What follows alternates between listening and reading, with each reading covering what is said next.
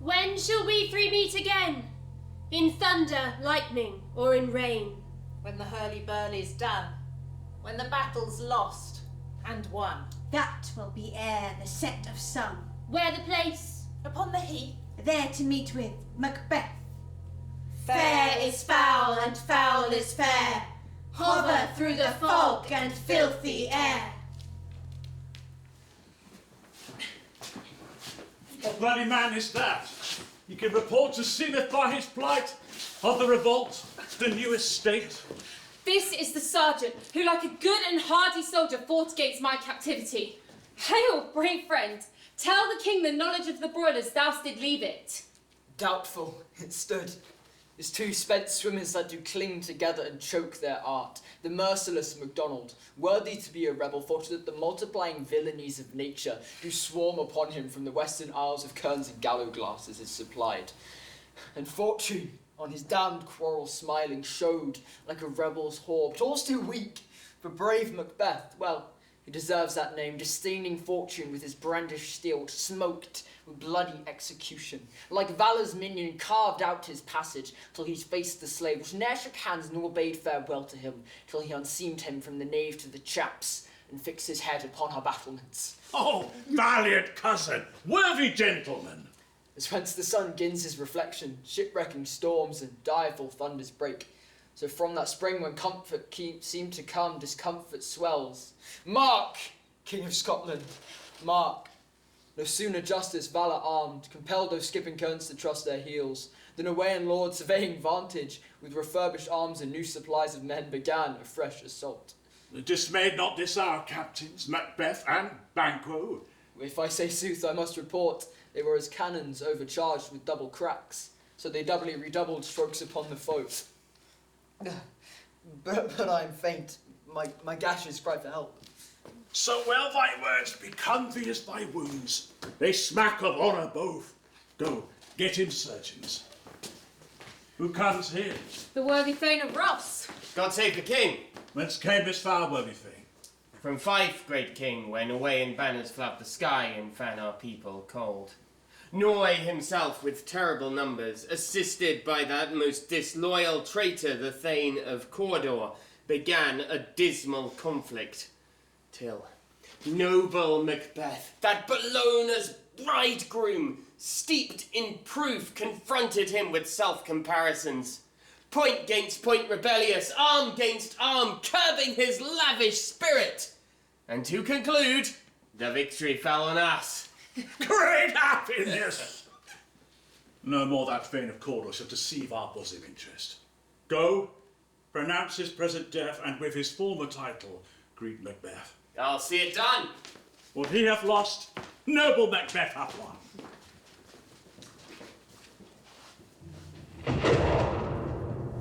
Where hast thou been, sister? killing swine. Sister, where thou? A sailor's wife had chestnuts in her lap, and munched and munched and munched. Give me, quoth I, a right thee witch, the rump-fed Rhydian cries. Her husband's to Aleppo gone, master of the tiger. But in a sieve I'll thither sail, and like a rat without a tail, I'll do, and I'll do. Then I'll give thee a wind. Thou art kind. And I another. I myself have all the other, and the very ports they blow, and all the quarters that they know with a shipman's card. I'll drain him dry as hay. Sleep shall neither night nor day hang upon his penthouse lid. He shall live, a man forbid. Weary Sir Knights 9 times 9 shall he dwindle, peak and pine. Though his bark shall not be lost, yet it shall be tempest-tossed. Look what I have. Show me, show me. Here I have a pilot's thumb, wrecked as homeward he did come. I drum Macbeth doth come. So foul and fair a day I have not seen. How far is called to forest? What are these? So withered and so wild in their attire. They look not like inhabitants of the earth, and yet are on't. Live you? Or are you aught that man may question? You seem to understand me, but each at once her chappy finger laying upon her skinny lips. You should be women, but your beards forbid me to interpret you are so. Speak. If you can, what are you? All hail, Macbeth! Hail to thee, Thane of Glamis! All hail, Macbeth. Hail to thee, Thane of Cawdor. All hail, Macbeth, thou shalt be king hereafter. Good sir, why do you start and seem to fear things that do sound so fair? In the name of truth, are you fantastical, or indeed that outwardly you show? My noble partner you greet with present grace and great prediction, of noble having and of royal hope that he seems rapt withal. To me you speak not. If you can look into the seeds of time and say which grains will grow and which will not, well speak then to me, who neither beg nor fear your favours nor your hate. Hail! Hail. Hail. Lesser than Macbeth, and greater. Not so happy, yet much happier. Thou shalt get great kings, though thou be none. So all hail, Macbeth and Banquo. Banquo and Macbeth, all hail! Stay. You imperfect speakers. Tell me more. By Sinno's death, I know I am the Thane of Glamis, but how of Cawdor? The Thane of Cawdor lives a most prosperous gentleman, and to be king stands not within the prospect of belief, no more than to be Cawdor. Say from whence you owe this strange intelligence, or why, upon this blasted heath, you stop our way with such prophetic greeting. Speak, I charge you. The earth hath bubbles as the water has, and these are of them. Whither are they vanished? Into the air. What seemed corporal melted as breath into the wind. Would they have stayed? Why such things here as we do speak about? Or have we eaten on the insane route that takes reason prisoner? Your children shall be kings. Ah, you shall be king. And Thane of Cawdor too, went it not so? To the self-same tune of words. Oh, who's here? The king hath happily received, Macbeth, the news of thy success, and when he reads thy personal venture in the rebels' fight, his wonders and his praises do contend that which should be thine or his. Silenced with that, in viewing of the rest of the self-same day, he views thee in the stout Norwegian ranks, nothing afeard of what thyself did make. Strange images of death, as thick as hail, come post with post, and every one did bear thy praises in his kingdom's great defence, and pour them down before him. And in earnest of a greater honour, he bade me from him dub thee Thane of Cawdor. In which addition, hail, most worthy Thane, for it is thine. What? Can the devil speak true? Glamis. And Cawdor, the greatest, is behind. Thanks for your pains. Do you not hope your children shall be kings, when those that gave Thane of Cawdor to me promised no less to them? That trusted home may yet enkindle you to the crown, besides the Thane of Cawdor. But 'tis strange, and oftentimes to will us to harm, the instruments of darkness tell us truth, win us with honest trifles to betray us in deepest consequence. Cousin, a word, I pray you. Two truths are told. As happy prologue to the swelling act of the imperial theme. I thank you, gentlemen. This supernatural soliciting cannot be ill, cannot be good if ill. Why hath it given me earnest to success, commencing in a truth I am Thane of Cawdor? If good, why do I yield to that suggestion whose horrid image doth unfix my hair and make my seated heart knock against my ribs against the use of nature? Present fears are less than horrible imaginings. My thought, whose murder is yet but fantastical, shakes so the single state of man that function is smothered in surmise, and nothing is but what is not. Look how our partner's wrapped. If chance will have me king, why chance may crown me without my stir. And new horrors come upon him, like our strange garments cleave not to their old, but with the aid of use. Come what come may, time and the hour runs through the roughest day. Worthy Macbeth, we stay upon your leisure. Give me your favour. My dull mind was wrought with things forgotten. Kind gentlemen, your pains are registered where every day I turn the leaf to read them. Think upon what has chanced, and at more time, the interim having waited, let us speak our free hearts each to other. Very gladly. Till then, enough. Come, friends. Welcome hither. I have begun to plant thee, and will labour to make thee full of growing. Noble Banquo, thou hast no less deserved, nor must be no less to have done so. Let me enfold thee and hold thee to my heart. Ah, there if I grow, the harvest is your own. My plenteous joys, wanton in fauna, seek to hide themselves in drops of sorrow. Sons, kinsmen, banes, and you whose places are the nearest. No, we will establish our estate upon our eldest Malcolm, whom we name hereafter the Prince of Cumberland. Which honour must not unaccompanied invest him only, but signs of nobleness, like stars, shall shine on all deservers. From hence to Inverness and bind us further to you. The rest is labour which is not used for you. I'll be myself the harbinger and make joyful my wife the hearing of your approach, so humbly take my leave. My worthy Cordell.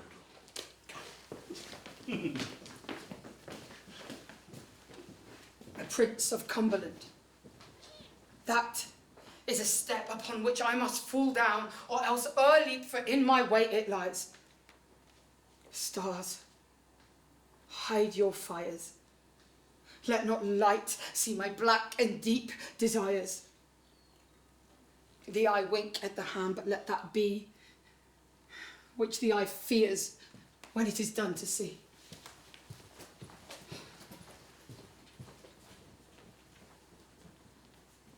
They met me in the day of success, and I have learned by the perfectest report they have more in them than mortal knowledge. When I burned in desire to question them further, they made themselves air, into which they vanished. Whilst I stood wrapped in the wonder of it, came missives from the king, who all hailed me Thane of Cawdor, a title by which before the weird sister saluted me and referred me to the coming on of time with Hail King that shalt be. This I have thought good to deliver thee, my dearest partner of greatness, that thou mightst not lose the dues of rejoicing by being ignorant of what greatness is promised thee. Lay it to thy heart, and farewell. Glamis thou art, and Cawdor, and shalt be what thou art promised. Yet do I fear thy nature. 'Tis too full of the milk of human kindness to catch the nearest way. Thou would be great. Thou art not without ambition, but without the illness should attend it. What thou wouldst highly, that wouldst thou holily, wouldst not play false, and yet would strongly win. Thus have great Glamis, that which cries, thus thou must do if thou have it, and that which rather thou dost fear than wishes should be undone. Hie thee hither, that I may pour my spirits in thine ear, and chastise with the valour of my tongue all that impedes thee from the golden round, which fate and metaphysical aid dost seem to have thee crowned withal. What is your tidings? The king comes here tonight. Thou art mad to say it. Is not thy master with him, who wert so would have informed for preparation? So please you, 'tis true, our Thane is coming. I had a fellow who had the speed on him, who almost dead for breath had scarce more than would make up this message. Give him tending, he brings great news. The raven himself is hoarse, that croaks the fatal entrance of Duncan under my battlements. Come, you spirits that tend on mortal thoughts, unsex me here and fill me from the crown to the toe top full of direst cruelty. Make thick my blood, stop up the access and passage to remorse, that no compunctious visitings of nature shake my fell purpose, nor keep peace between the effect and it. Come to my woman's breast and take my milk for gall, you murdering ministers. wherever in your sightless substances you wait on nature's mischief. Come, thick night, and pull thee in the dullest smoke of hell, that my keen knife not see the wound that it makes, nor heaven peep through the blanket of the dark to cry, hold, hold. Oh, great Glamis, worthy Cawdor, better than both by the all-hail hereafter, your letter has transported me beyond this ignorant present, and I feel now the future in the instant. My dearest love, Duncan comes here tonight. And when goes hence? Tomorrow, as he purposes. Oh, never shall sun that morrow see. Your face, my thane, is as a book in which men may read strange matters. To beguile the time, look like the time. Bear welcome in your eye, your hand, your tongue. Look like the innocent flower, but be the serpent under it. He who is coming must be provided for, and you shall leave this great night's business into my dispatch, which shall for all our days and nights to come give solely sovereign sway and masterdom. We will speak further. Only look up clear. To alter favour ever is to fear leave all the rest to me. See our honoured hostess. The love that follows us sometime is our trouble, which we still thank as love. Herein I teach you how you shall bid God, ild us for your pain, and thank us for your trouble. All our service in every point, twice done and then done double, were poor and single business, to contend with those honours, broad and deep, wherewith your majesty loads our house. For those of old and the late dignities heaped up to them, we rest your hermits. Where is the Thane of Cawdor? We coursed him at the heels, and had a purpose to be his purveyor. But he rides well, and his great love, as sharp as his spur, have hoped into his home before us. Fair and noble hostess, we are your guests tonight. Your servants ever have theirs themselves, and what is theirs in cont, to make your order to your highness's pleasure, still to return your own. Come, give me your hand and conduct me to my nose. We love him highly, and shall continue our graces towards him. By your leave, hostess.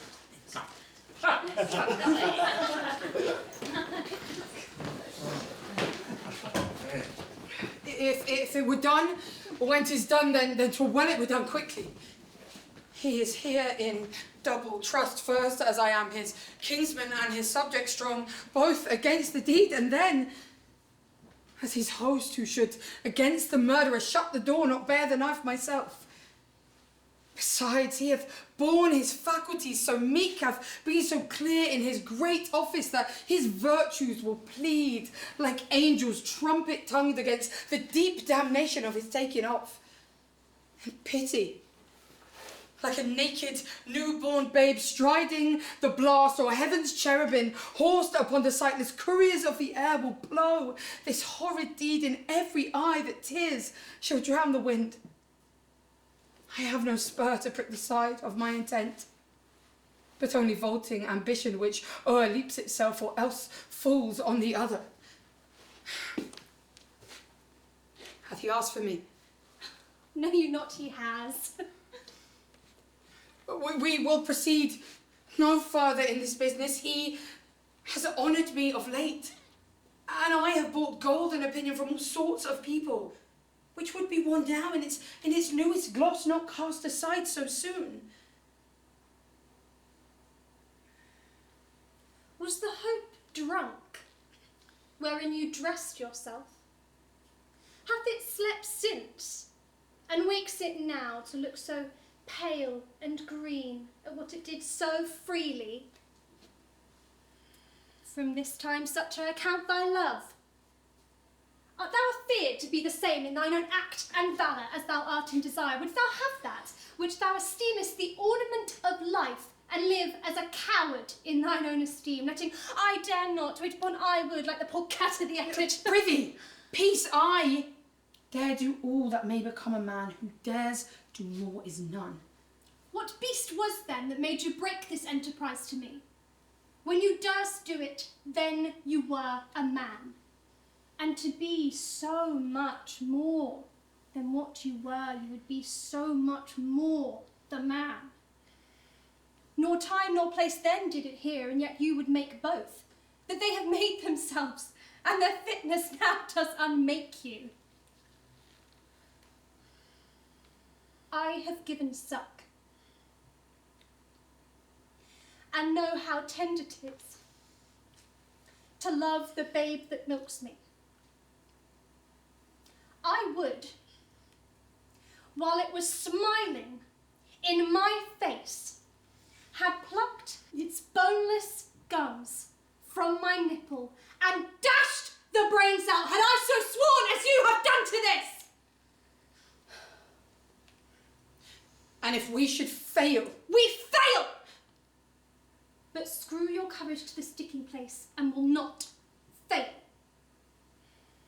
When Duncan is asleep, whereto the rather shall his hard day's journey soundly invite him. His 2 chamberlains will I with wine and wassail so convince that memory, the water of the brain shall be as a fume, and the receipt of reason a limbic only. When in swinish sleep their drenched natures do lie as in a death, what cannot you and I perform upon the unguarded Duncan? What not put upon his spongy officers who shall bear the guilt of our great quell? Bring forth men, children only, for thy undaunted metal should compose nothing but males. Will it not be received when we have smeared with blood those sleepy 2 of his own chamber and used their very daggers that they have done? Who dares receive it other, when we shall make our griefs and clamour roar upon his death? I'm settled, and bend up each corporal agent to this terrible feat. Away, mock the time with fairest show, false face must hide what the false heart doth know. How goes the night, boy? The moon is down. I have not heard the clock. Oh, she goes down at 12. I take 'tis later, sir. Hold, take my sword. There's husbandry in heaven, the candles are all out. Take you that too. A heavy summons lies like lead upon me, and yet I would not sleep. Merciful powers, restrain in me the cursed thoughts that nature gives way to in repose. Oh, give me my sword. Who's there? Friend! What, sir? Not yet at rest? The king's abed, and he hath been in unusual pleasure, sending great largesse to your officers, and this diamond he greets your wife withal by the title of most kind hostess, and shut up in measureless content. Being unprepared, our will became subject to defects, which else should free have wrought. All's well. I dreamt last night of the 3 weird sisters. To you they have shown some truth. I think not of them. And yet, when we can entreat an hour to serve, we should spend it in some words upon that business, if you'll grant the time. At your kindest leisure. If you shall cleave to my consent, when 'tis it shall make honour for you. So I lose none in seeking to augment it, but still keep my bosom franchise and my allegiance clear. I shall be counselled. If repose the while. Thanks, sir. Delight to you.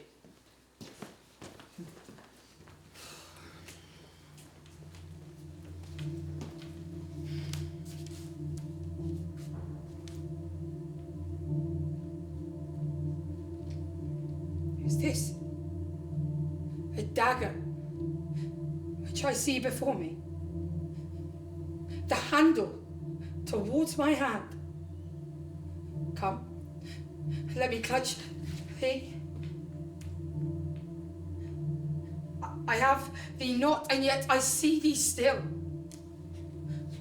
Or art thou not fatal vision sensible to feeling as to sight? Art thou but a dagger of the mind, a false creation proceeding from the heat oppressed brain?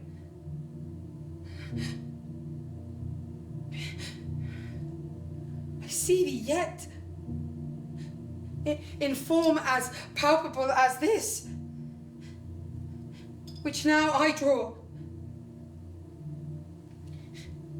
Thou marshallest me the way that I was going, and such an instrument I was to use. Mine eyes are made fools, or are the other senses, or else worth all the rest?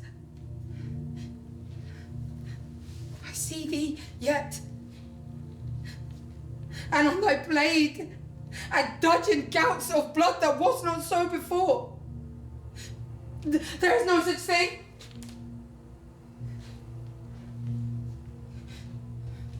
'tis the bloody business which informs thus to mine eyes. Now, o'er the one half-world nature seems dead, and wicked dreams abuse the curtained sleep. Witchcraft celebrates pale Hecate's murder. His withered offerings are alarmed by his sentinel, the wolf who houses watch, and thus, with his stealthy pace, with Tarquin's ravishing strides towards his design, moves like a ghost.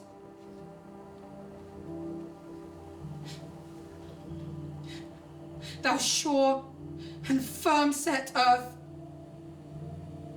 hear not my steps which way they walk, for fear thy very stones may prate of my whereabout. Take the present horror from the time which now suits with it. Whilst I threat, he lives. Words to the heat of deeds to cold breath gives.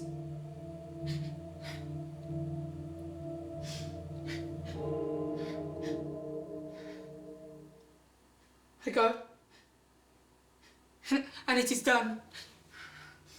The bell invites me. Hear it not, Duncan, for it is a knell which summons thee to heaven or to hell.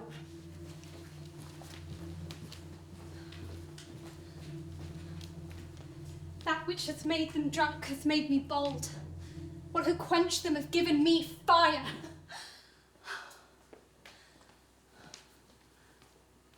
Hark. Peace. 'Twas the owl that shrieked, the fatal bellman who gives the sternest good night. He is about it. The doors are open, and the surfeited grooms do mock their charge with snores. I have drugged their possets, that death and nature do contend about them, whether they live or die. How now? Who's there? Alack, I am afraid they have awaked, and 'tis not done. The attempt and not the deed confounds us. I laid the daggers out for him, he could not miss them. Had he not resembled my father as he slept, I had done it.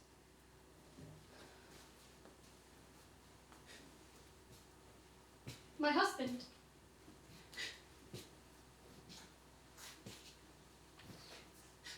I've done the deed. Did thou not hear a noise? I heard the owl shriek and the crickets cry. Did not you speak? Go ahead. Now? As I descended. Hark! Who lies in the second chamber? Donalbain. No, this is a sorry sight. Oh, foolish thought to say a sorry sight. There's one did laugh in sleep, and one cried murder, that they did wake each other. I stood and heard them, but they did say their prayers and address them again to sleep. There are two lodged together. There's one cried, God bless us and amen, the other as they had seen me. With these hangman's hands.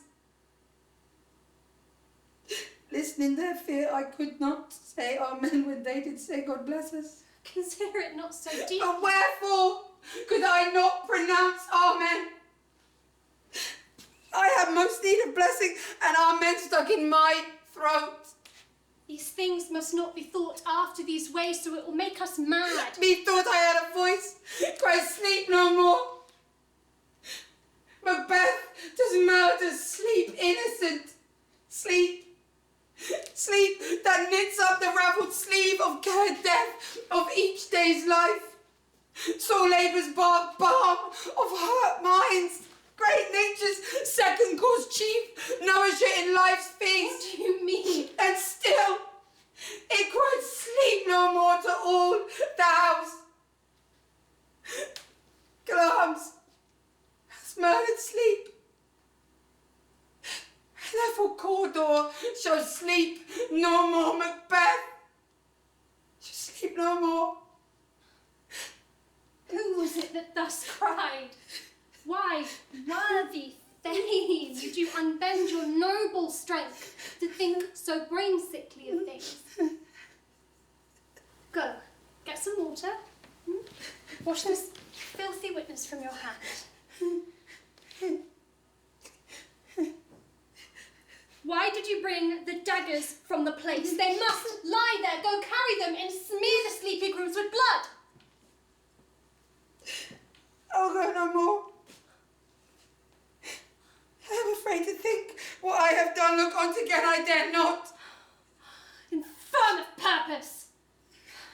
Give me the daggers. The sleeping and the dead are but as pictures. 'Tis the eye of childhood that fears the painted devil. If he do bleed, I'll gild the faces of the grooms withal, for it must seem their guilt.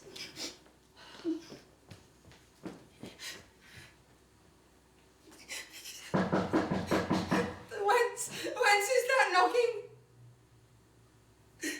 How is it with me when every noise appalls me?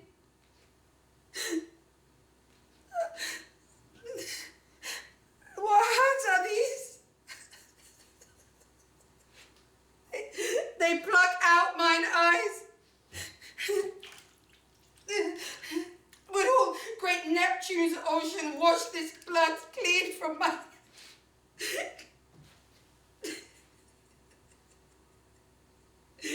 No. This my hand would rather the multitudinous seas incarnadine, making the green one red.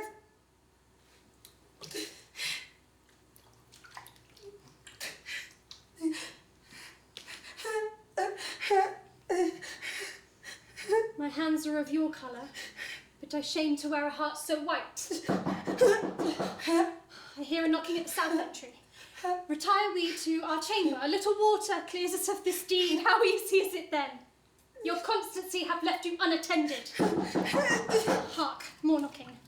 Get on your nightgown, lest occasion call us and show us to be watchers. Be not lost so poorly in your thoughts. Then on my deed twere best not know myself. When Duncan would thy knocking, would thou couldst.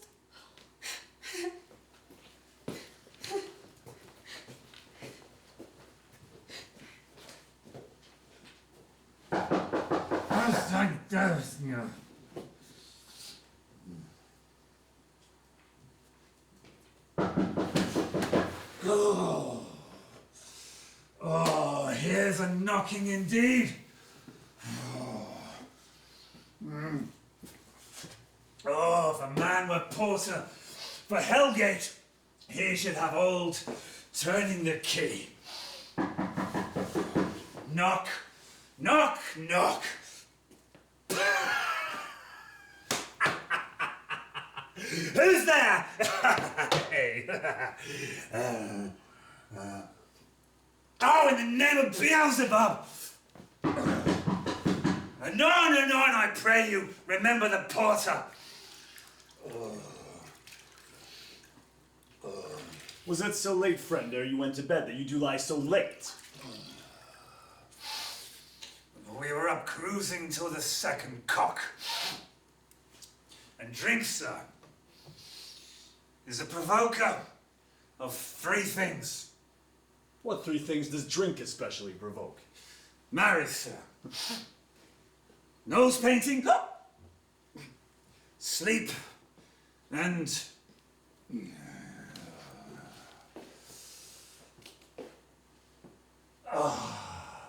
urine. Literally, sir, it provokes and it unprovokes. It provokes the desire, but it takes away the performance.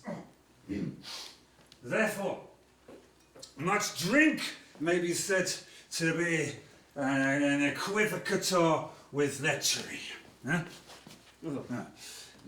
It makes him and it mars him. It sets him on and it takes him off.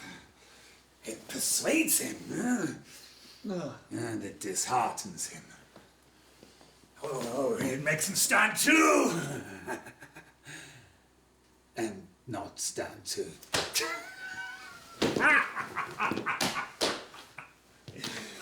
In conclusion, equivocates him in a sleep, and giving him the lie, leaves him. I believe drink gave thee the lie last night. That it did, sir. In the very throat on me. But I requited him for his lie. And I think, being too strong for him... No. Shh. He put up my legs sometimes. Yet, I made a shift to cast him. Is thy master stirring?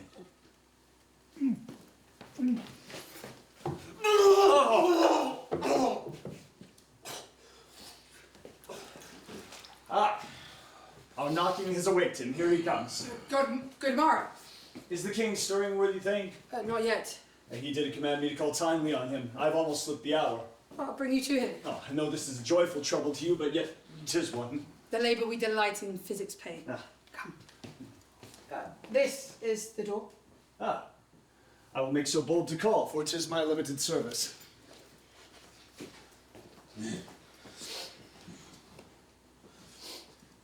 Oh, her! Her! Her! Tongue nor heart cannot conceive nor name thee! What's the matter? Confusion hath made his masterpiece. Most sacrilegious murder hath broke up the Lord's anointed temple and stole hence the life of the building. What's that you say, the life? Approach the chamber and destroy your sight with a new gorgon. Do not bid me speak. See and then speak yourself. Awake! Awake! Ring the alarm bell! Murder and treason! Banquo and Donalbain! Malcolm! Awake! Shake off this downy sleep that's counterfeit and look on death itself! Up! Up and see the great doom's image! Malcolm! Banquo is from your graves! Rise up and walk like sprites to countenance this horror! Ring the bell!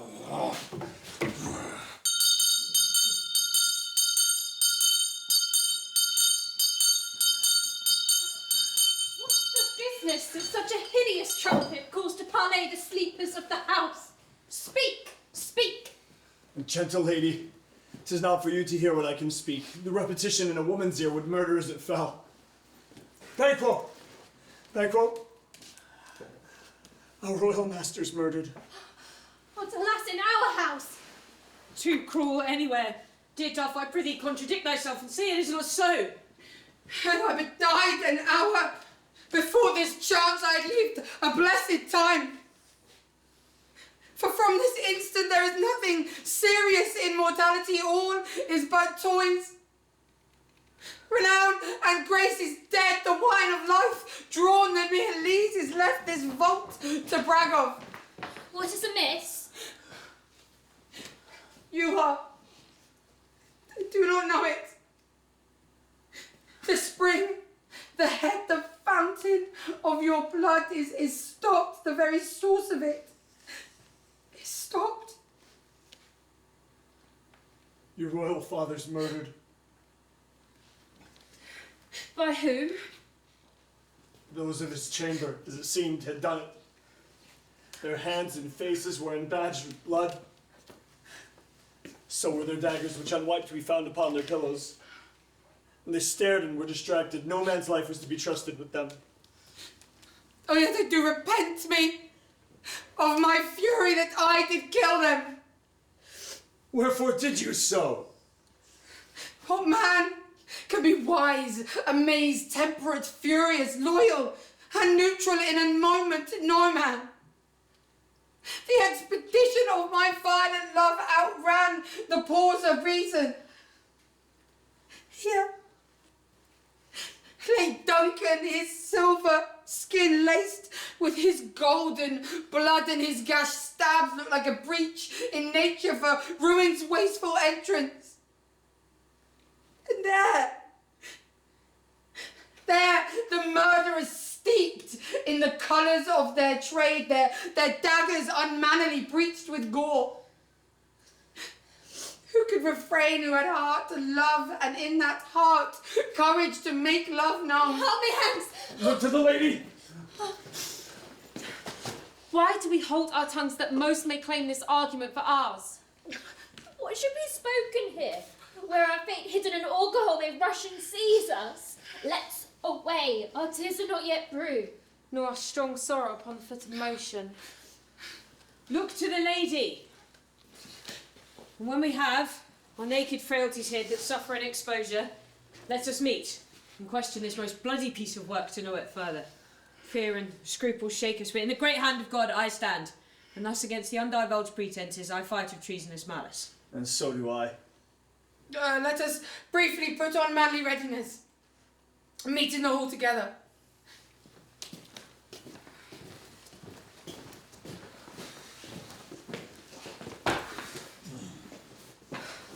What will you do? Let's not consort with them. To show an unfelt sorrow is an office that the false man does easy. I'll go to England. To Ireland, I. Our separated fortune shall keep us both safer. Where we are, there are daggers and men's smiles. The near in blood, the nearer bloody. This murderous shaft that's been shot hath not yet lighted, and the safest way is to avoid the aim. Therefore, to horse, and let us not be dainty of our leave-taking, but shift away. There's warrant in the theft which steals itself when there's no mercy left.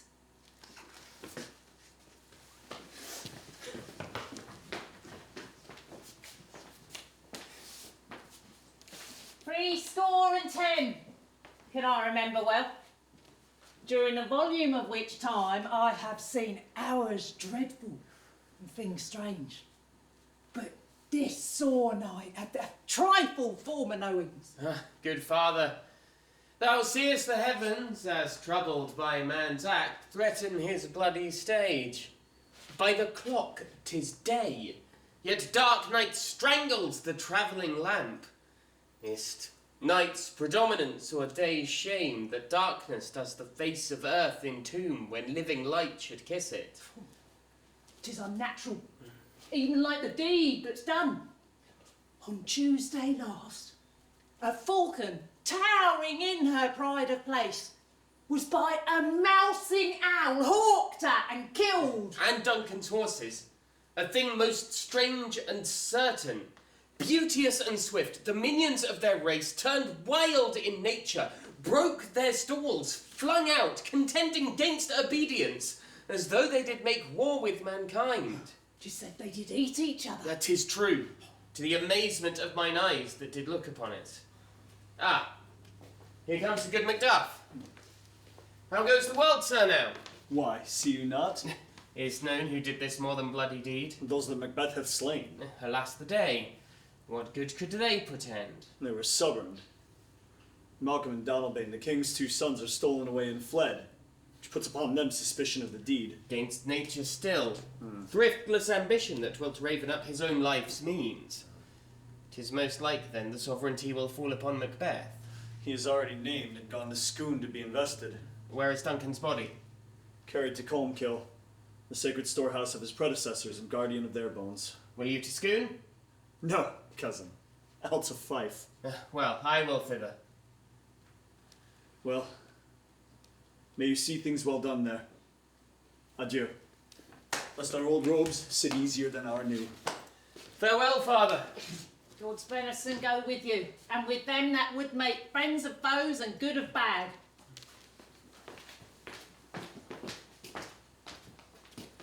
Thou hast it now. King, Cawdor, Glamis, or, as the weird women promised. And I fear thou played most foully for it. But it was said it should not stand in thy posterity, but that myself should be the root and father of many kings. If there come true from them, as on thee, Macbeth, their speeches shine, why, the verity in thee made good, may they not be my oracles as well, and set me up in hope? But hush, no more. Here is our chief guest. If he had been forgotten, it would have been as a gap in our great feast, and all thing unbecoming. Tonight we hold a solemn supper, sir, and I'll request your presence. Let your highness command upon me, to which my duties are an indissoluble tie forever knit. Ride you this afternoon? Aye, my good lord. We would else have desired your good advice, which still hath been both grave and prosperous in this day's council, but we'll take tomorrow. Is it far you ride? As far, my lord, as will fill the time twixt this and supper, go not my horse the better. I must become a borrower of the dark hour or twain. Fail not our feast. My lord, I will not. We hear our bloody cousins are bestowed in England and in Ireland, not confessing their cruel parasite, filling their hearers with strange invention, but of that tomorrow, when therewithal we'll have cause of state, craving us jointly. Hie you to your horse. Adieu, till you return at night. Goes Fleance with you? Aye, my good lord. Our time does call upon us. I wish your horses swift and sure of foot, and so I do commend you to their backs. Farewell.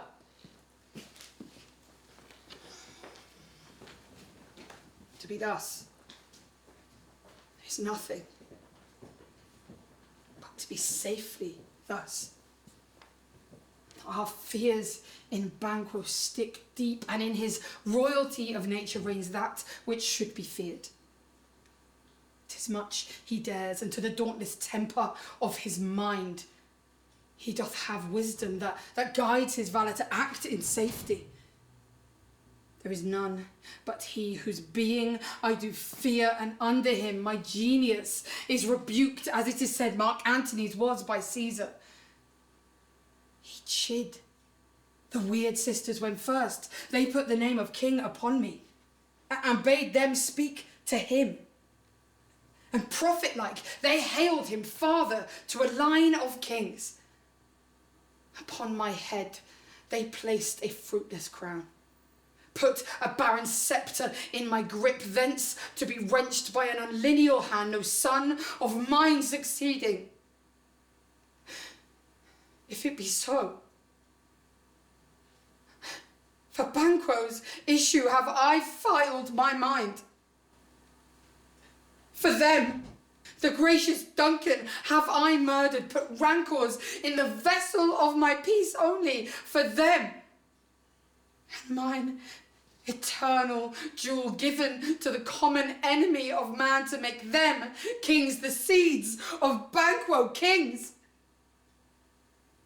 Rather than so come fate into the list and champion me to the utterance. Who's there? Was it not yesterday we spoke together? It was, so please your highness. Both of you know that Banquo is your enemy. True, my lord. And so is he mine. And in such bloody distance that every minute of his being thrusts against my nearest of life. And though I could, with barefaced power, sweep him from my sight and bid my will avouch it, I must not. For certain friends who are both his and mine, whose loves I must not drop, but wail his fall, who I myself struck down.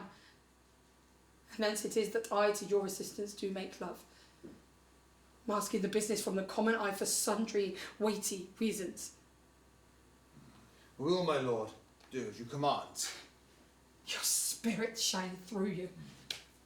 Within the hour, at most, I will advise you where to stand. Acquaint you with the perfect spy o' the time, for it must be done tonight, and something from the palace. Always thought that I require a clearness, and with him to leave no rubs nor botches in the work. Fleance, his son, who keeps him company, whose absence is no less material to me than his father's, must embrace the fate of that dark hour. Resolve yourselves apart, I'll call upon you anon. We are resolved, my lord. Call upon you straight, abide within.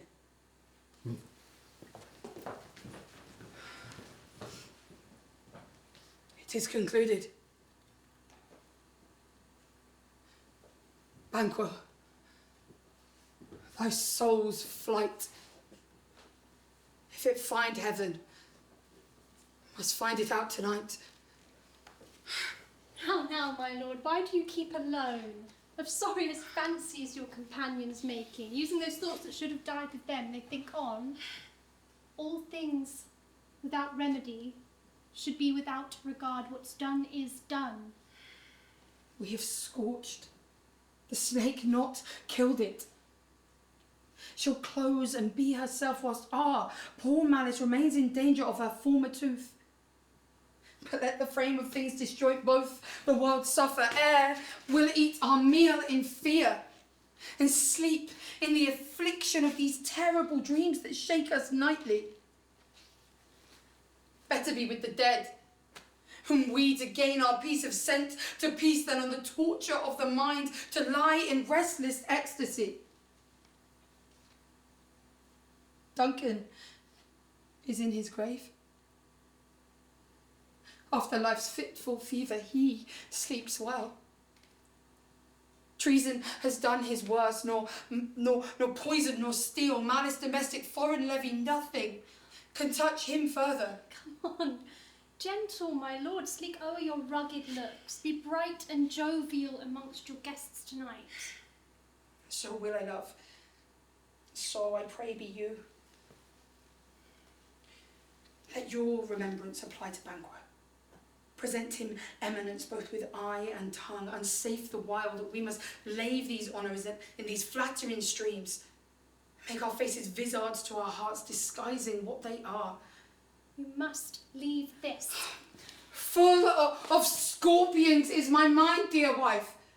Thou knowest that Banquo and his Fleance lives. But in them nature's copy's not eternal. Then there is comfort, yet they are assailable. Then be thou jocund. Ere the bat hath flown his cloistered flight, ere to black Hecate summons the shard-born beetle with its drowsy hums hath rung night's yawning peal, there shall be done a deed of dreadful note. What's to be done? Be innocent of the knowledge, dearest child, till thou applaud the deed. Come, sealing night, and scarf up the tender eye of pitiful day. And with thy bloody and invisible hands cancel and tear to pieces that great bond that keeps me pale. Light thickens, and the crow makes wing to the rooky wood. Good things of day begin to droop and drowse, while night's black agents towards their prey do rouse. Thou marvellest at my words, but hold thee still. Things bad begun make strong themselves by ill. So prithee, go with me. But who did bid thee join with us? Macbeth. He needs not our mistrust, for he delivers our offices. What we need to do to the direction just. Then stand with us. The west yet glimmers with some streaks of day. Now spurs the lated traveller pace to gain the timely inn, and near approaches the subject of our watch. Hark, I hear horses. There's a light there. 'Tis he. The others that are within the note of expectation already are in the court. His horses go about. About a mile. But he does usually, so all men do, from hence to the palace gate, make it their walk. A light! A light! 'Tis he! Stand to it! Will be rain tonight. Let it come down! On treachery! Flying and Fleance, fly, thou mayest revenge!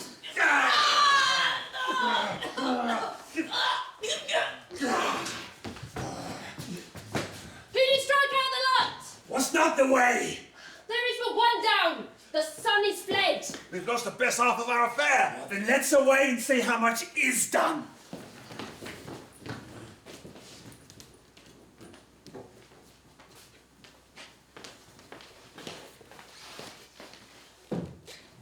You know your own degrees? Sit down. At first and last, our hearty welcome. Thanks to your majesty. Ourselves will mingle with society and play the humble host. Our hostess keeps her state, but in best time we will require her welcome. Pronounce it for me, sir, to all our friends, for my heart speaks they are welcome. See? They encounter thee with their heart's thanks. Both sides are even. Here, I'll sit in the midst. Be large in mirth. Anon, we'll drink measure the table round. There is blood upon thy face. 'Tis Banquo's then. Oh, 'tis better thee without than he within. Is he dispatched? My lord, his throat is cut. That I did for him. Thou art the best of the cutthroats. though he is good that did the like for Fleance.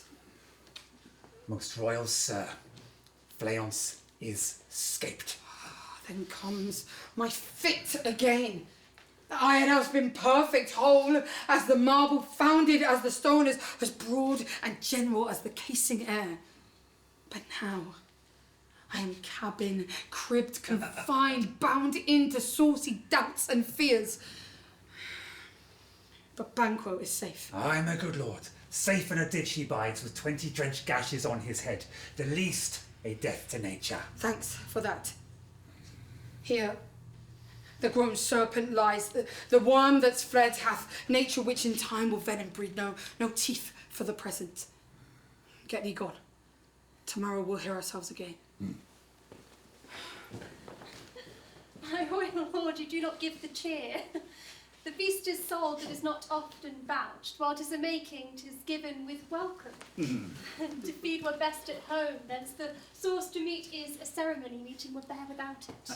Sweet remembrance, sir. Now, good digestion waits on appetites and health on both.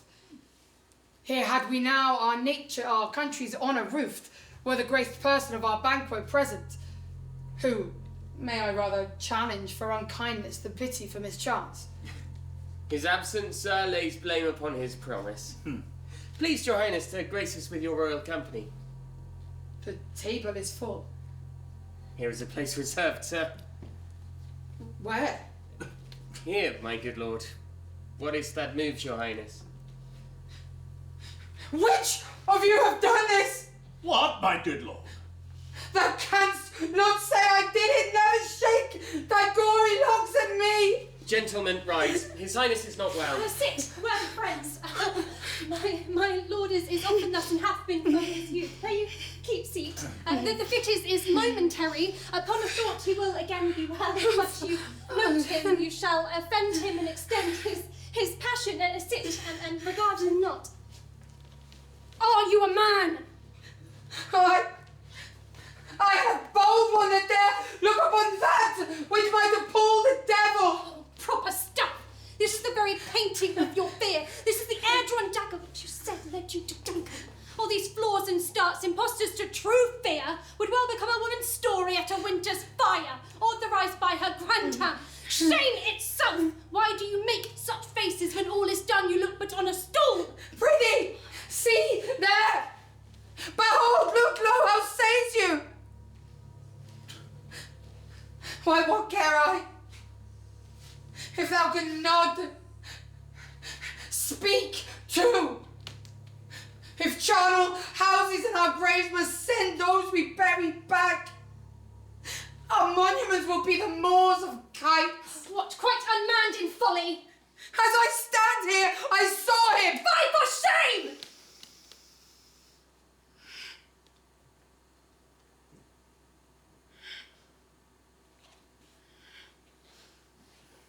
Blood hath been shed.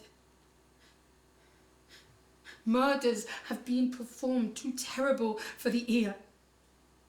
The time has been that when the brains were out, man would die and there an end. But now they rise again with 20 mortal murders on their crowns and push us from our stools. This is more strange than such a murder is. My royal lord, your noble friends do lack you.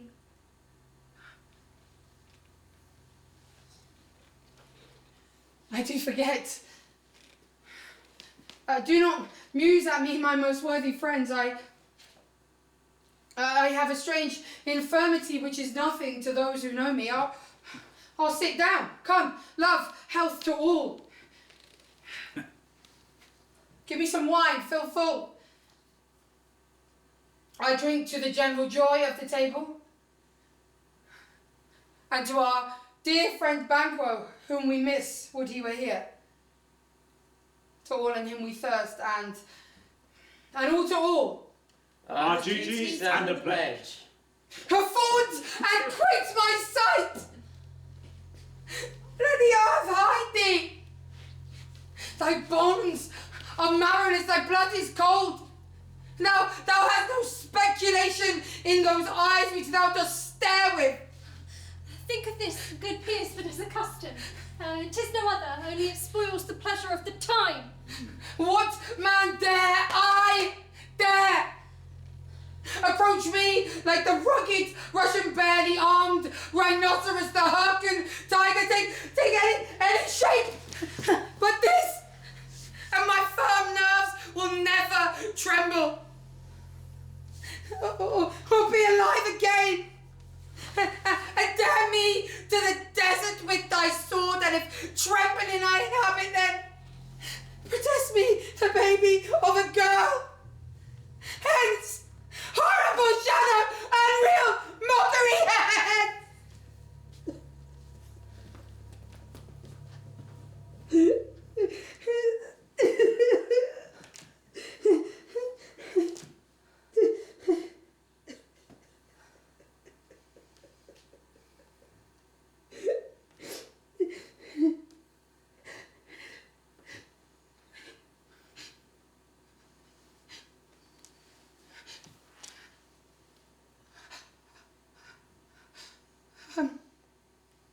Why?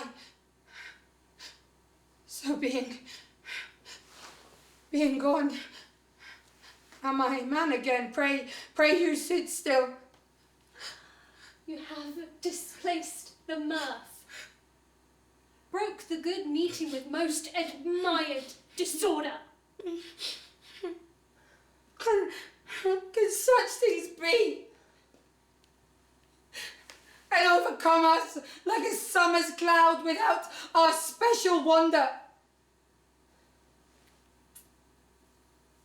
You make me strange even to the disposition I owe, when now I think that you can look upon such things and keep the natural ruby of your cheek whilst mine is blanched with fear. What things, my lord? I pray you speak not. He grows worse and worse, question enrages him. At once, good night. Stand not upon the order of your going, but go at once. A kind good night to all.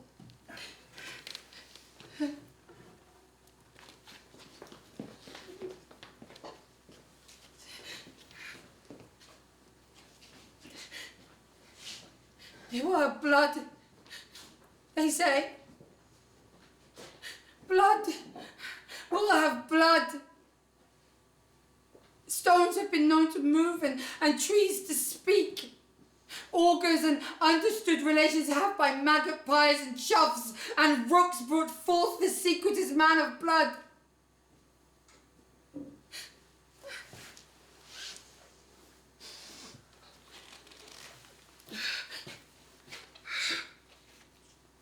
What is the night? Almost at odds with morning, which is which. How sayest you that Macduff denies his person at our great bidding? Did you send to him, sir? I hear it by the way, but I will send.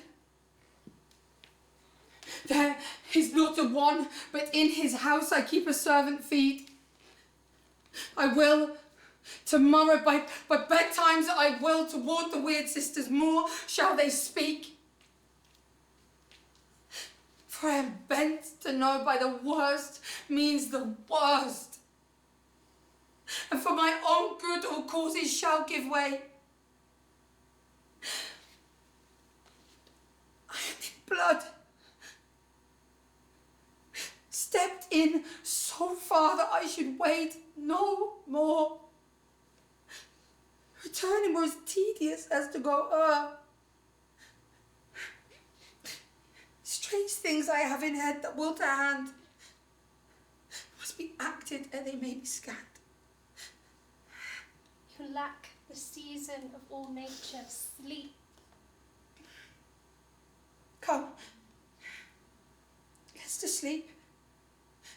My strange and self-abuse is the initiate fear that wants hard use.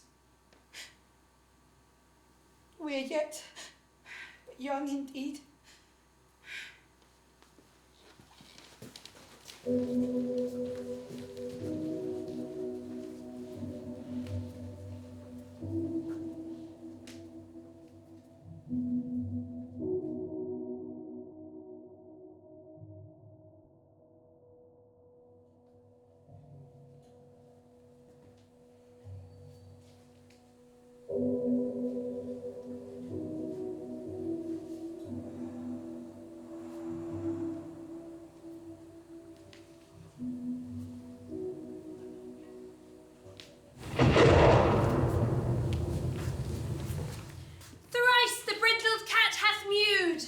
and once the hedge pig whined. Harpier cries, 'tis time, 'tis time. Round about the cauldron go, in the poison entrails throw, toad that under cold stone, days and nights had 31. Poison sweltered, sleeping got, boil thou first in the charmed pot.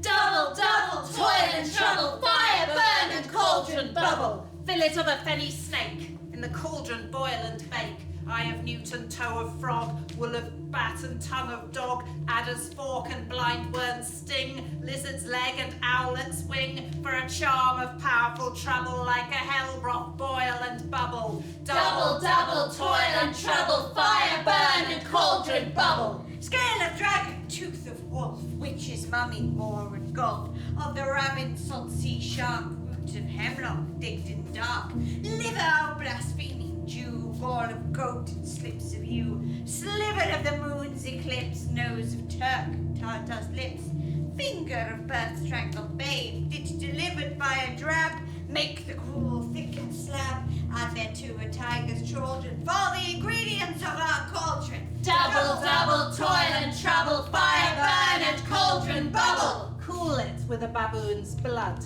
then the charm is firm and good. By the pricking of my thumbs, something wicked this way comes. Open locks, whoever knocks. How now, you secret black and midnight hags! What is it you do? A deed without a name.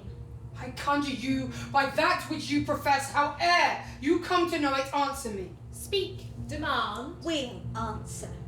Say if thou wouldst hear it from our mouths or from our masters. Call him. Let me see him. Pour in Sal's blood that hath eaten her 9 farrow, grease that sweeten, from the murderer's gibbet throw, into the flame come high or low, thyself and office deftly show. Tell me, thou unknown power. He knows thy thought, hear his speech, but say thou naught. Macbeth, Macbeth, Macbeth! Beware Macduff! Beware the Thane of Fife! Dismiss me! Enough!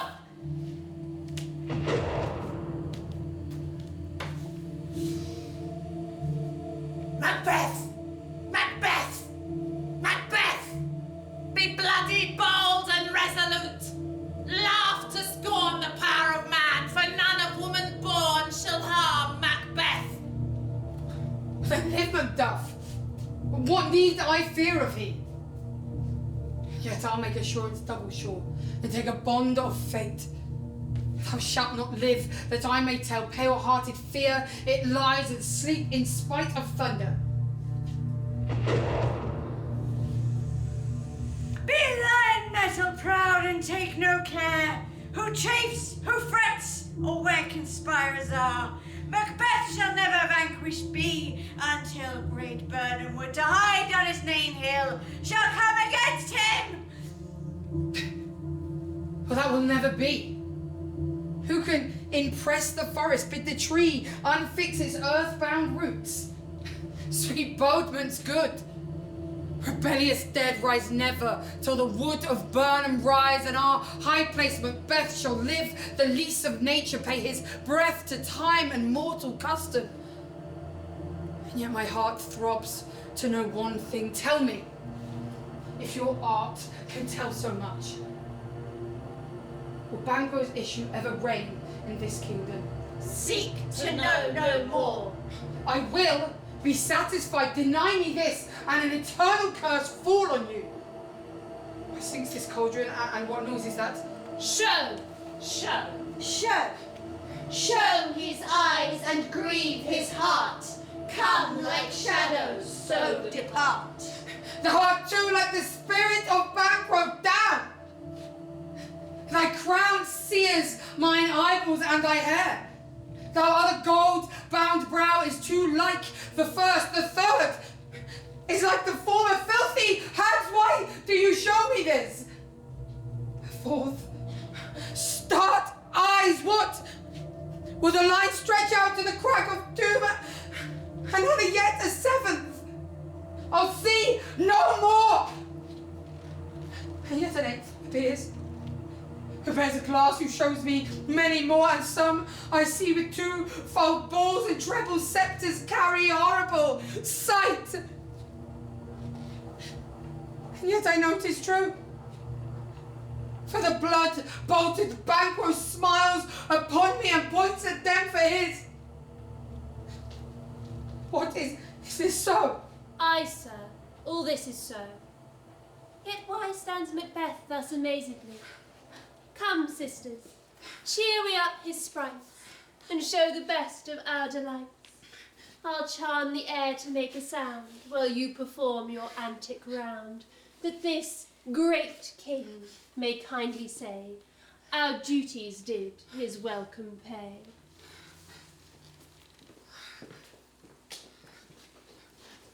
Where are they? Gone. Let this pernicious hour stand I accursed in the calendar. Come in without there. What's your grace's will? Saw you the weird sisters? No, my lord. Came they not by you? No, indeed, my lord. Infected be the air whereon they ride, and damned all those who trust them. I did hear the galloping of horse. Who was it came by? 'Tis 2 or 3, my lord, that bring you word Macduff is fled to England. Fled to England? Aye, my good lord. Time, thou anticipates my dread exploits. This flighty purpose never is overtook unless the deed go with it. From this moment, the very firstlings of my heart are the firstlings of my hand. And even now, to crown my thoughts with acts, be it thought and done. The castle of Macduff I will surprise, seize on Fife, give to the edge of the sword his wife, his babes, and all unfortunate souls who trace him in his line. No boasting like a fool, this deed I'll do before this purpose cool, but no more sights. Where are these gentlemen? Come, take me where they are. What had he done to make him fly the land? You must have patience, madam. He had none. His flight was madness. When our actions do not, our fears do make us traitors. You know not whether it was his wisdom or his fear. Wisdom! To leave his wife, to leave his babes, his mansion and his titles in a place from whence himself does fly. He loves us not. He wants the natural touch. For the poor wren, the most diminutive of birds, will fight her young ones in the nest against the owl. For all is the fear, and nothing is the love. As little is the wisdom, and the flight that so runs against all reason. My dearest coz, I pray you, school yourself. But for your husband, he is wise, brave, judicious, and best knows the fits o' the season. I dare not speak much further, but cruel are the times when we are the traitors and do not know ourselves, where we hold rumour from what we fear, yet know not what we fear, but float upon a wild and violent sea each way and move. I take my leave of you. Will not be long ere I'll return again. Things at their worst must cease, or else climb upwards to where they were before. My pretty cousin, blessings upon you. Fathered he is, and yet he is fatherless. I am so much a fool. Were I to remain, it would to be my disgrace and your discomfort. I take my leave at once.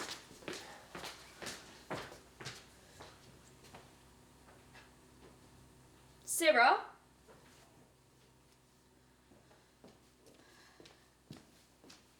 Your father's dead. And what will you do now? Where will you live? As birds do, mother. What, with worms and flies? With what I get him in, and so do they. Poor bird. Thou'st never feared the net nor line, the pitfall, nor the gin. Why should I, mother? Poor birds, they are not set for. My father is not dead, for all you're saying. Yes, he is dead. How wilt thou do for a father? Nay, how will you do for a husband? Why, I could buy me 20 at any market. Then you're buying to sell again. Thou speaks with all thy wit, and yet in faith of wit enough for thee. Was my father a traitor, mother? Aye, that he was. What is a traitor? Why, one that swears and lies. And be all traitors that do so? Everyone that does so is a traitor, and must be hanged. And must all be hanged that swear and lie? Everyone. Who must hang them? Why, the honest men. Then the lies and swears are false, for there are lies and swears enow to beat the honest men and hang up them. Oh, God help thee, poor monkey. But what wilt thou do for a father? If he were dead, then you'ld weep for him. If he would not, then there were a good sign that I should quickly have a new father. Oh, how thou talkst, poor prattler. What is this face?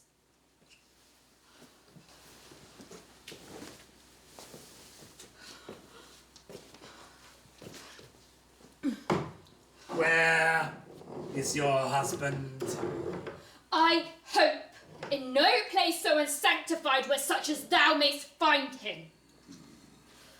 He is a traitor! Thou liest, thou sharp-headed villain! What? You egg! No!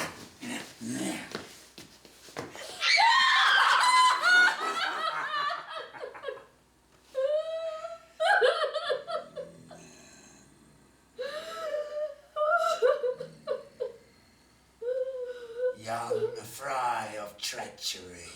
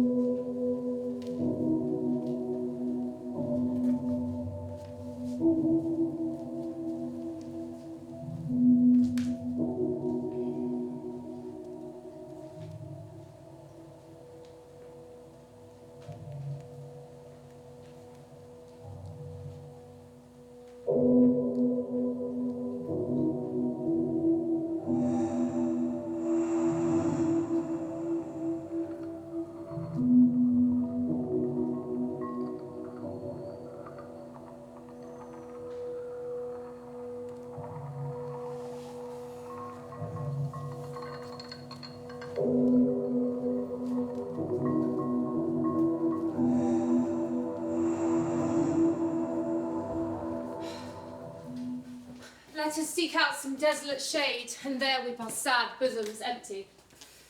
Let us rather hold fast the mortal sword, and like good men bestride our downfall and birth them. Each new morn, new widows howl, new orphans cry, new sorrows strike heaven on the face, that it resound as if it felt with Scotland and yelled out like syllable of dollar. What I believe, I'll wail. What no believe, and what I can redress, as I shall find the time to, friend, I will. What you have spoke, it may be so perchance. This tyrant, whose sole name blisters our tongues, was once thought honest. You have loved him well. He hath not touched you yet. But something you may deserve of him through me, the wisdom to offer up a weak, poor, innocent lamb to appease an angry god. I am not treacherous. But Macbeth is. Why in that rawness left you wife and child? Those precious motives, those strong knots of love without leave taking? I pray you, let not my jealousies be your dishonours, but mine own safeties. You may be rightly just, whatever I shall think. Bleed, bleed, poor country. Great tyranny. Fare thee well, lord. I would not be the villain that thou thinkst for the whole space within the tyrant's grasp, and the rich east to boot. Be not offended. I speak not in absolute fear of you. I think our country sinks beneath the yoke. It weeps, it bleeds, and each new day a gash is added to her wounds. I think withal there be hands uplifted in my right, and here from gracious England have I offer of goodly thousands. But for all this, when I shall tread upon the tyrant's head or wear it on my sword, my poor country shall have more vices than it had before, more suffer and more sundry ways than ever by him who shall succeed. What should he be? It is myself, I mean, in whom I know all the particulars of vice so grafted, that, when they be opened, black Macbeth will seem as pure as snow, and my poor state esteem him as a lamb compared with my confinements harms. Not in the legions of horrid hell can come a devil more damned in evils than top Macbeth. Nay, had I power, I would pour the sweet milk of concord into hell, uproar the universal peace, and confound all unity on earth. Oh, Scotland, Scotland. If such a one be fit to govern, speak. I am as I have spoken. Fit to govern? No, not to live. O nation miserable with an untitled tyrant bloody sceptred, when shalt thou see thy wholesome days again, since that the truest issue of thy throne by his own interdiction stands accursed and does blaspheme his breed? Thy royal father was a most sainted king. The queen that bore thee oftener upon her knees than on her feet died every day she lived. Fare thee well. These evils thou repeatst upon thyself have banished me from Scotland. Oh, my breast, thy hope ends here. Macduff! This noble passion, child of integrity, hath from my soul wiped the black scruples, and reconciled my thoughts to thy good truth and honour. Devilish Macbeth hath by many of these trains sought to win me into his power, but modest wisdom plucks me from over-credulous taste. And God above, deal between thee and me, for even now I put myself to thy direction, and unspeak mine own detraction. Here abjure the taints and blames I have put upon myself for strangers to my nature.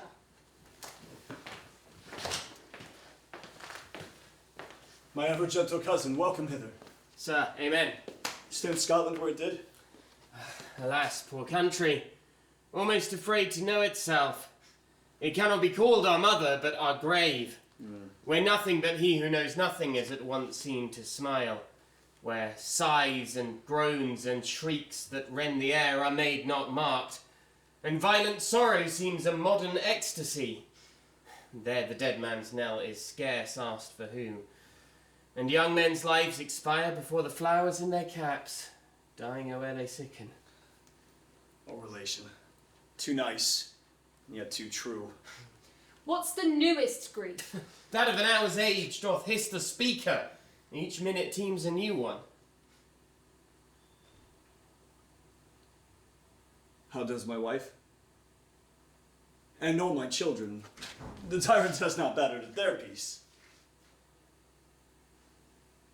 Let not your ears despise my tongue forever, that shall possess them of the heaviest sound as yet they heard. I guess at it. Your castle is surprised, your wife and babes savagely slain. To relate the manner were on the quarry of these murdered deer to add the death of you. Merciful heaven. My children, too. Wife, servants, children, all that could be found. And I must be from thence. My wife killed too. I have said.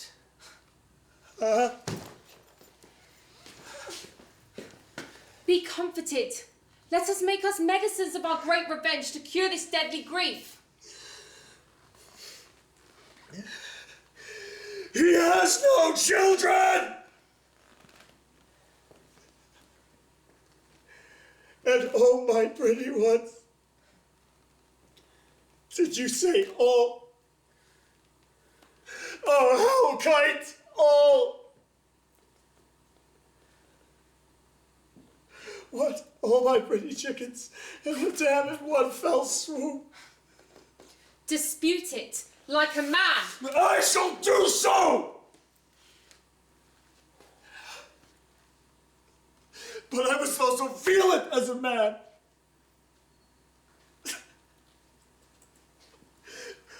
I cannot but remember such things were that were most precious to me.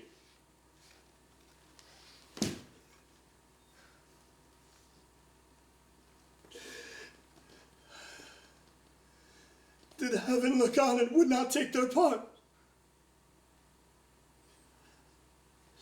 Sinful Macduff, they were all struck for thee. Not that I am. Not for their own demerits, but for mine.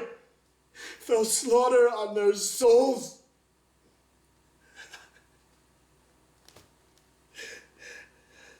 Heaven rest them now.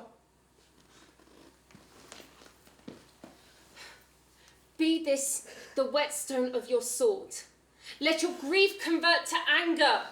Blunt not the heart, enrage it.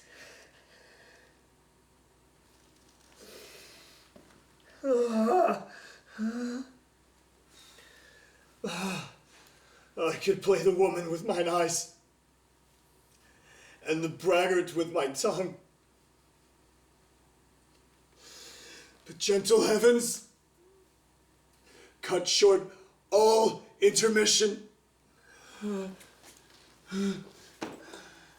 Front to front, bring thou this fiend of Scotland and myself. Within my sword's length, set him. And if he escape, heaven forgive him too. This tune goes manly. Come, go we to the king. Our power is ready. Our lack is nothing but our leave. Macbeth is ripe for the shaking, and the powers above put on their instruments. Receive what cheer you may. The night is long that never finds the day.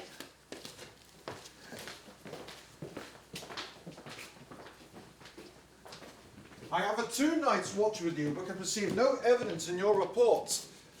When was it she last walked?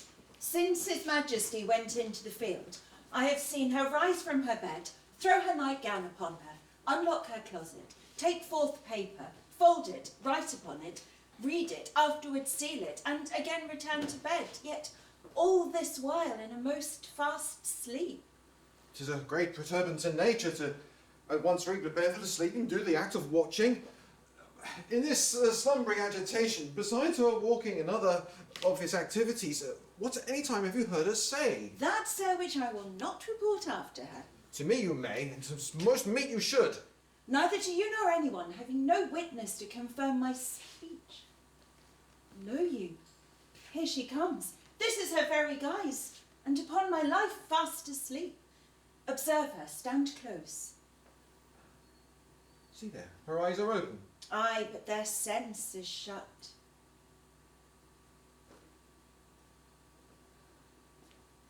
See now what she does?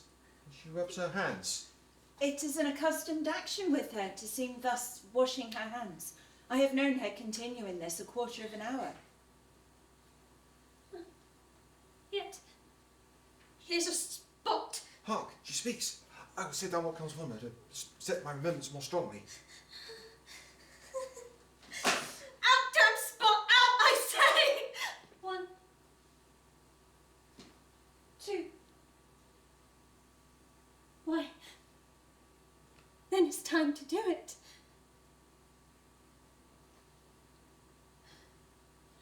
How is Micky? Fie, my lord, fie! A soldier and a feared. What need we fear who knows it, when none can call our power to account? Yet, who would have thought the old man to have had so much blood in him. Did you mark that? The Thane of Fife had a wife. Where is she now? Oh, these hands ne'er be clean. No more of that, my lord. No more of that, you mar all this starting. Go to, you know what you should not. She has spoke what she should not, I am sure of that. Heaven knows what she has known. Here is the smell of the blood still. Will all the perfumes of Arabia not sweeten this little hand? Oh, oh, oh. What a sigh in there. The heart must be sorely charged. I would not have such a heart in my bosom for the dignity of the whole body. Well. Pray God it be, sir. This disease is beyond my practice. I have known those who have walked their sleep yet died holily in their beds. Wash your hands. Put on your nightgown. Look not so pale. I tell you yet again, Banquo's buried. He cannot come out of his grave. Even so?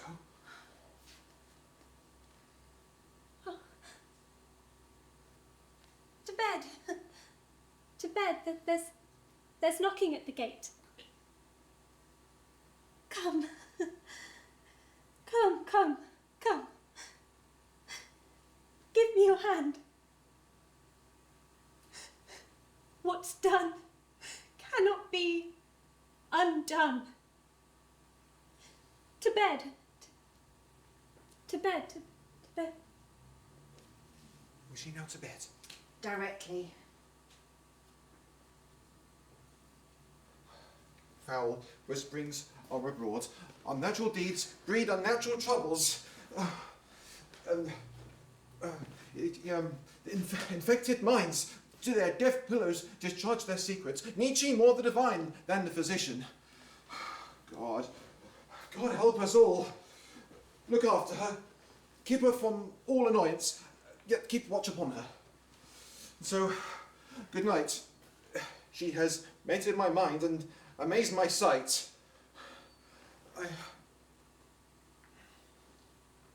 Good night, good doctor. Bring me no more reports. Let them fly all till Burnham would remove to Dunsinane. I cannot taint with fear. What's the boy Malcolm? Was he not born of woman? The spirits that know all mortal consequences have pronounced me thus. Fear not, Macbeth, for no man that's born of woman shall e'er have power upon thee. Then fly, false thanes. The mind I sway by and the heart I bear shall never sag with doubt nor shake with fear. What's your gracious pleasure? What news more? All is confirmed, my lord, which was reported. I will fight till from my bones my flesh be hacked. Bring me mine armour. 'Tis not needed yet. I'll put it on. But send out more horses, skir the country round, hang those who speak of fear. Bring me mine armour. How does your patient, doctor? Not so sick, my lord, as troubled by thick-weighted fancies that keep her from her rest. Cure her of that. Canst thou not minister to a mind diseased? Pluck from the memory a rooted sorrow, raise out the written troubles of the brain, and then with some sweet, oblivious antidote cleanse her stuffed bosom of the perilous stuff that weighs upon the heart. Therein the patient must administer to himself. For physic to the dogs, I'll none of it. Come, put on mine armour, give me my staff. Come, sir, dispatch. If thou canst, doctor, cast the water of my land, find her disease, purge her to sound and pristine health. I would applaud thee to the very echo that it should applaud again. Take it off, I say. Yes, my lord. Bring it after me. I will not be afraid of death and bane, till Burnham Forest do come to Dunsinane. Ride to Dunsinane away and clear. Profit again would hardly draw me here. Cousins, The time is near at hand where chambers will be safe. What wood is this before us? The wood of Burnham. Have every soldier hew him down a bough and bear it before him. Thereby shall we shadow the numbers of our host and make a discovery and air report of us. It shall be done. We learn no other than the confident tyrant sits still in Dunsinane, and will endure our setting down before it. 'Tis his main hope.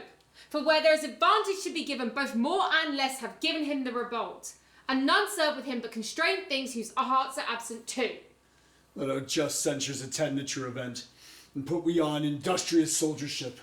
The time approaches that will with due decision make us know what we have and that which we owe.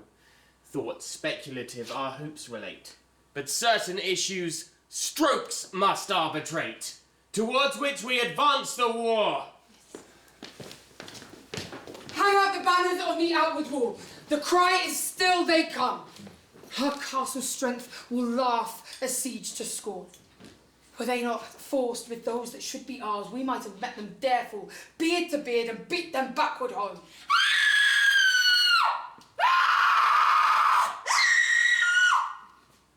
What is that noise? It is the cry of women, my good lord. I've almost forgot the taste of fear. The time has been. My senses would have cooled to hear a night shriek, and my fell of hair would, at a dismal treatise, rouse and stir as life were in. I have supped full of horrors. Diurnus, familiar to my slaughterous thoughts, cannot once start me. Wherefore was that cry? The queen, my lord, is dead. She should have died hereafter. There would have been time for such a word. Tomorrow. And tomorrow, and tomorrow creeps in this petty pace from day to day to the last syllable of recorded time. And all our yesterdays have lighted fools the way to dusty death. Out, out, brief candle. Life is but a walking shadow, a poor player who struts and frets his hour upon the stage and then is heard no more. It is a tale told by an idiot full of sound and fury signifying nothing. Thou comest to use thy tongue. Thy story quickly. Gracious, my good lord, I should report that which I say I saw, but know not how to do it. Say it, sir. As I did stand my watch upon the hill, I looked towards Burnham, and anon methought the wood began to move. Liar and slave! Let me endure your wrath. If it be not so, within this 3 mile may you say you saw it. I say, a moving grove. If thou speakest false, upon the next tree shalt thou hang alive till famine cling thee. If thy speech be sooth, I care not if thou dost for me as much. I pull in resolution and begin to doubt the equivocation of the fiend who lies like truth. Fear not, till Burnham forest come to Dunsinane, and now a wood comes towards Dunsinane. Arm! Arm and out! If this which he avouches does appear, there is no flying hence, no tarrying here. I begin to be aweary of the sun on which the estates of the world were now undone. Ring the alarm bell! Blow wind. Come, rack, at least we'll die with harness on our back.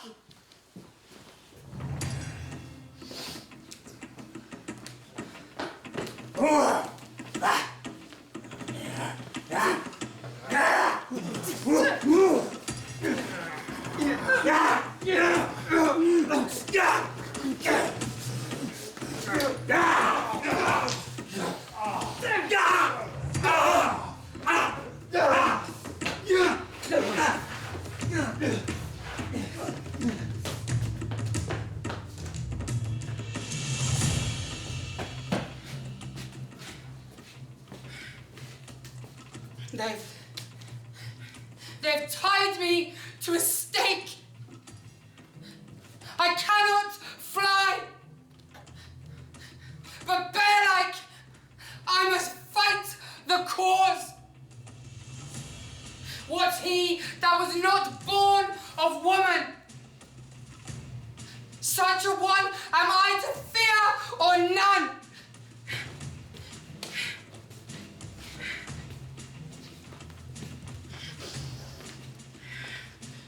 What is thy name?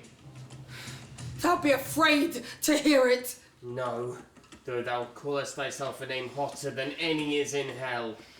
My name is Macbeth. The devil himself could not pronounce a name more hateful to mine ear. No more fearful. Thou liest, abhorred tyrant. With my blade, I'll prove the lie thou speakest.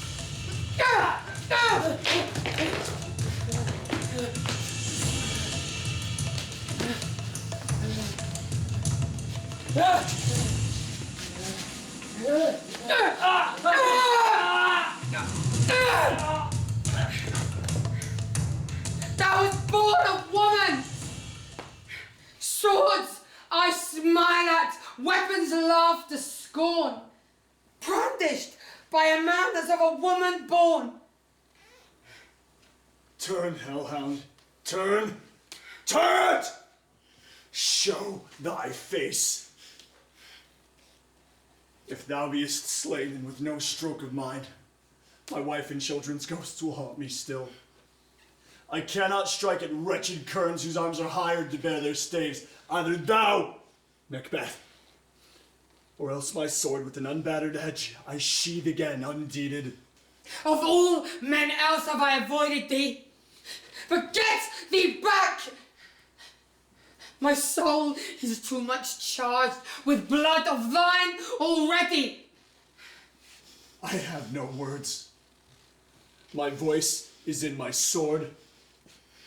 Thou bloodier villain than terms can give thee, out!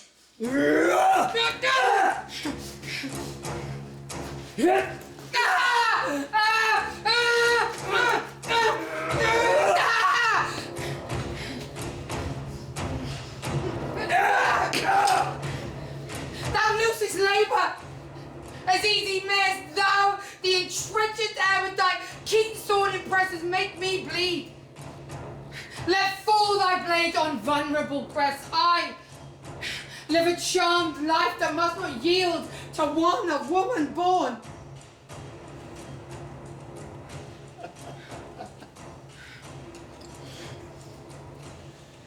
Despair thy charm, and let the angel whom thou still hast served tell thee, Macduff was from his mother's womb untimely ripped. Accursed be the tongue that tells me so, for it has cowed my better part of man, and be these juggling fiends no more believe that palter with us in double sense, that keep the word of promise to our ear and break it to our hope. I will not fight thee! Then yield thee, coward! And live to be the gaze and show of the time. We'll have thee as our rarer monsters are, painted on a pole, and under it, here may you see the tyrant. I will not yield to kiss the ground before young Malcolm's feet and be baited by the rabble's curse. And the burden would become to Duncanbain, and though opposed being of no woman born, I will try the last. Before my body I throw my warlike shield. Lay on Macduff, and damn him that first cries, hold! Enough!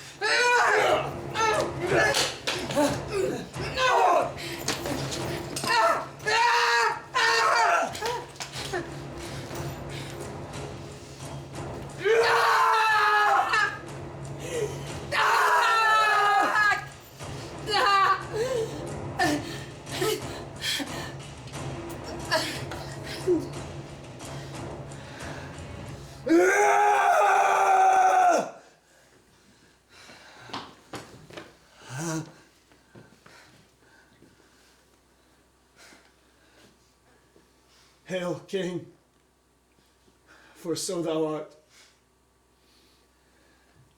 Behold where stands the usurper's accursed head. The time is free. I see thee compassed in thy kingdom's pearl, who speak my salutation in their minds, whose voices I desire aloud with mine. Hail, King of Scotland! Hail, King of Scotland! We shall not spend a large expanse of time before we reckon with your several loves and make us even with you. My thanes and kingsmen, henceforth be earls, the first that ever Scotland in such an honour named. What's more to do, which would be newly planted with the time as calling home our exiled friends abroad, who fled the snares of watchful tyranny, producing forth the cruel ministers of this dead butcher and his fiend-like queen, who, as 'tis thought, through self and violent hands took of her own life. This, and what needful else, that calls upon us, by grace of grace, we will perform in measure, time, and place. So, thanks to all at once and to each one whom we invite to see us crowned at Scone.